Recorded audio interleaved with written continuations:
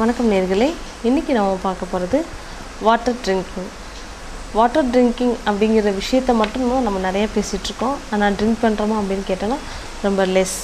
நம்மளுடைய work load and work பிஸினால் இந்த water drinking அப்படிங்கிற விஷயத்தை நம்ம டோட்டலாக மறந்துடுறோம். சாப்பிட்றதுக்கு முன்னாடியோ சாப்பிட்டதுக்கப்புறமோ கொஞ்சம் எடுத்துக்கிற அந்த வாட்டரோட நின்றுடும்.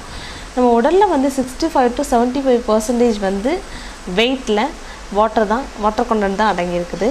ஒரு நாளைக்கு எவ்வளோ வாட்டர் ட்ரிங்க் பண்ணணும் அப்படின்னு பார்த்தோன்னா 2.5 to 3.5 லிட்டர், 2.5 to 3 லிட்டர் கண்டிப்பாக தண்ணியானது நமக்கு ரொம்ப அவசியமாக இருக்குது. நம்ம சாப்பிட்ற உணவில் கொஞ்சம் அந்த தண்ணீர் சத்துக்கள் கிடைச்சாலும் நம்ம அது இல்லாமல் 2 to 3 லிட்டர் ஒரு நாளைக்கு தண்ணி ரொம்ப ரொம்ப அவசியம். தண்ணியை இப்போ நேச்சுரோபதியில் தண்ணியை நாங்கள் ஒரு சிகிச்சையாக பயன்படுத்துகிறோம். எதனாலன்னா தண்ணிக்கு நிறைய ப்ராப்பர்ட்டிஸ் இருக்குது. உடலில் இருக்க எல்லா ஃபங்க்ஷனுக்கும் தண்ணி ஒரு பேசிக் வாட்டர் ஒரு பேசிக்காக இருக்கிறதுனால அது ஒரு ட்ரீட்மெண்ட்டாக அதோட டெம்பரேச்சர் ஆல்ட்ரு பண்ணி ட்ரீட்மெண்ட்டுக்காக அதை யூஸ் பண்ணுறோம்.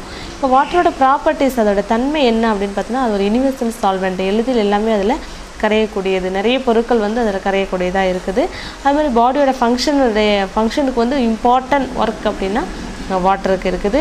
அப்புறம் பிளட்டோட வால்யூமை மெயின்டைன் பண்ணுறதுக்கு வாட்டர் ரொம்ப முக்கியமாக இருக்குது. அடுத்தது டோனிக். இது ஒரு டோனிக்காக பயன்படுது. விட்டல் ஆக்டிவிட்டீஸை அதிகப்படுத்துறதுக்காகவும் ஃபங்க்ஷன்ஸ் நார்மலைஸ் பண்ணுறதுக்காகவும் இந்த வாட்டர் ரொம்ப யூஸ்ஃபுல்லாக இருக்குது.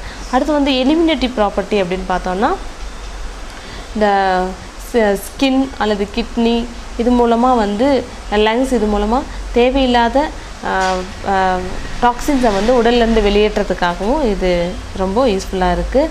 அடுத்தது வியர்வை மூலமாக டாக்ஸின்ஸை வெளியேற்றதுக்காகவும், கிட்னி மூலமாக யூரினை வெளியேற்றதுக்காகவும், பாடியோட டெம்பரேச்சரை மெயின்டைன் பண்ணுறதுக்காகவும் இந்த வாட்டர் ரொம்ப அவசியமாக இருக்குது.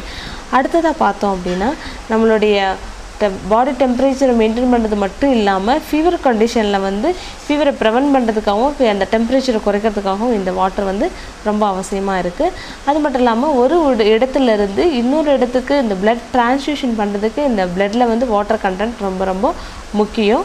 அதோட டைல்யூஷன்ஸ் எந்த அளவுக்கு நம்ம பிளட்டு தின்னாக இருக்கணும் அப்படிங்கிறத இந்த வாட்டர் அதை மெயின்டைன் பண்ணுறதுக்கு ரொம்ப ஹெல்ப்ஃபுல்லாக இருக்குது. ஏன்னா ரொம்ப திக்காக இருந்தாலும் பிளட் ஃப்ளோ இருக்காது, ரொம்ப டைல்யூட்டடாகவும் இருக்கக்கூடாது.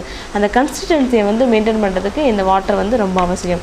அடுத்து நம்ம செல்ஸ் அண்டு நம்ம தசைகளில் இந்த ஃப்ளூயிட்ஸ், பாடி ஃப்ளூயிட்ஸு, அந்த லிம்ப், இந்த பிளட், இது எல்லாத்தையும் ஒரு இடத்துலேருந்து இன்னொரு இடத்துக்கு ட்ரான்ஸ்ஃபர் பண்ணுறதுக்கும் நகர்த்துறதுக்கும் சர்க்குலேஷனை பண்ணுறதுக்கும், அது மட்டும் இல்லாமல் இந்த செல்ஸில் இருக்க ஃப்ளூயிட்ஸை கரெக்டாக மெயின்டைன் பண்ணுறதுக்கும், அதோடைய கன்சிஸ்டன்சி மெயின்டைன் பண்ணுறதுக்கும், அதை க்ளீன் பண்ணுறதுக்கும், டைல்யூட் பண்ணுறதுக்கும் இந்த வாட்டர் ரொம்ப ரொம்ப அவசியம். ஸோ வாட்டருங்கிறது நம்ம ஹோல் பாடிக்கும் அதோடைய ஃபங்க்ஷன் அண்ட் சர்க்குலேஷன், எலிமினேஷன் எல்லாத்துக்குமே ரொம்ப ரொம்ப அவசியம். முக்கியமாக டைஜஷனுக்கு ரொம்ப அவசியமாக இருக்குது இந்த வாட்டர். அடுத்து இப்போ இந்த வாட்டர்லேயே டெம்பரேச்சர் 2 இருக்குது இல்லையா, கோல்டு அண்ட் ஹாட்டுன்னு நம்ம பிரிக்கிறோம். நியூட்ரல் இருக்குது ரெண்டுக்கும் இடையில. இப்போது இந்த கோல்டு வாட்டர், ஹாட் வாட்டரோட ஒர்க் என்ன அப்படின்னு பார்த்தோன்னா, கோல்டு வாட்டர் ட்ரிங்கிங் நம்மளுடைய பாடி டெம்பரேச்சரை குறைக்குது. அடுத்து செடேட்டிவாகவும் யூஸ் பண்ணுறது, சூதனை, பாடி டெம்பரேச்சரை இது பண்ணி ஹீட்டை குறைக்கிறதுக்காகவும் இருக்குது. அடுத்து வெட்டல் ஃபங்க்ஷன்ஸை அதிகப்படுத்துறதுக்காகவும் இந்த கோல்டு வாட்டர் ஹெல்ப் பண்ணுது. அடுத்து ஹாட் வாட்டர் அப்படின்னு பார்த்தோன்னா, ஹாட் வாட்டர் ட்ரிங்க் பண்ணுறதை விட சிப் பண்ணுறது ரொம்ப ரொம்ப அவசியம்.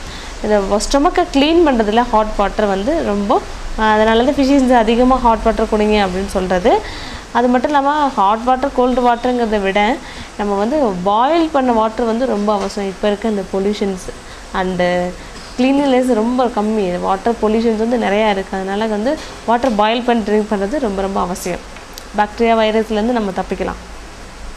அடுத்தது அந்த ஹாட் வாட்டரை ட்ரிங்க் பண்ணுறதோட சிப் பண்ணுறது தான் ரொம்ப நல்லது. ஏன்னா சடனாக நம்ம ட்ரிங்க் பண்ணோம் அப்படின்னா இன்ஸ்டன்ட் ஸ்டிமுலேஷன் இந்த ஸ்டொமக் லைனிங் கிடைக்கும், இந்த மியூக்கோசல் மெம்பரேன் இன்ஸ்டன்ட் ஸ்டிமுலேஷன் கிடைக்கும். அதனால் ஹைப்பர் அசிடிட்டி, ஆசிட் செக்ரேஷன்ஸ் அதிகமாகும். ஸோ அதனால் வேறு எக்ஸட்ரா ப்ராப்ளம் வரதுக்கான வாய்ப்புகள் இருக்குது. அதில் ஹாட் வாட்டரை பொறுத்த வரைக்கும் சிப் பண்ணி குடிக்கிறது ரொம்ப ரொம்ப அவசியம். வயிற்று வலி, கேஸ்ட்ரால்ஜியா அண்ட் கேஸ் ட்ரபிள், இன்டைஜஷன், இந்த மாதிரி ப்ராப்ளத்துக்கெல்லாம் ஹாட் வாட்டர் ரொம்ப அவசியம். அதனால் சிப் பண்ணி குடிக்கலாம். இந்த கான்ஸ்டிபேஷன் ப்ராப்ளம் வராமல் ப்ரிவென்ட் பண்ணுறதுக்கு இந்த ஹாட் வாட்டர் ஹெல்ப் பண்ணும். So overall water drinking to maintain the healthy பாடி அப்படிங்கிற விஷயத்தை சொல்லி உங்களிடமிருந்து விடைபெறுகிறேன். நன்றி நேயர்களே, மீண்டும் நாளை சந்திக்கலாம்.